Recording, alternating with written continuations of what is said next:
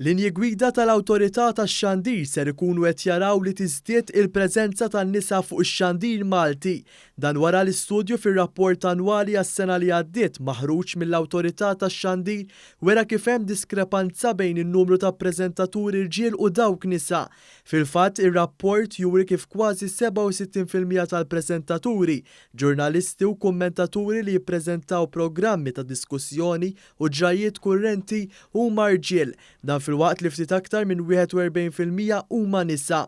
Il-Chairman tal-Awtorità tax-Xandir Frank Farrugia stqar li dan ir-rapport annwali li jiġi ppreżentat kull sena fil-Parlament din id-darba jinkludi fih ukoll studju dwar il-preżenza tas-sessi fuq ix-xandir Malti biex bekk ikun stabbilit ix-xogħol li jrid isir biex tinkiseb l-ugwaljanza anke fuq il-medja. Din hija xi ħaġa illi llum in ġenerali mhux biss fix-xandir imma fl-oqsma kollha. Jiġifieri hemm iktar awareness fuqha fis-sens li bil-fors qed tiġi għalisa. Ma nistgħux nibqgħu sejrin b'di sitwazzjoni. Aħna f'Malta għamilna qabża kbira fejn jidħlu drittijiet ċivili u din hija waħda minnhom importanti u għalhekk l-awtorità tara kif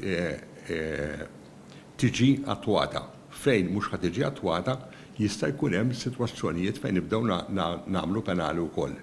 L-istudju sab ukoll li hemm diskrepanza akbar fl-ammont ta' nisa li jkunu mistednin fuq il-programmi ta' diskussjoni fuq suġġetti differenti. Fil-fatt fuq politika kważi 88% tal-mistednin kienu rġiel, fil-waqt li 13% kienu nisa. Dan fil-waqt li 87% ta' dawk mistednin biex jitkellmu fuq ix-xena tal-ispettaklu kienu rġiel, fil-waqt li 13% biss kienu nisa. Farrugia stqar li l-Awtorità m'għandix biss l-irwol ta' regolatur tax-xandir iżda toffri wkoll taħriġ sabiex ikun żgurat li l-prodott tax-xandir lokali jkun tal-ogħla livell. Iċ-Chairman tal-Awtorità stqar ukoll kif il-pandemija ġabet sfidi kbar għax-xandir Malti, l-istess kif ġara mad-dinja kollha, però issa nkixfu ċertu naqqasijiet li issa jistgħu jiġu indirizzati.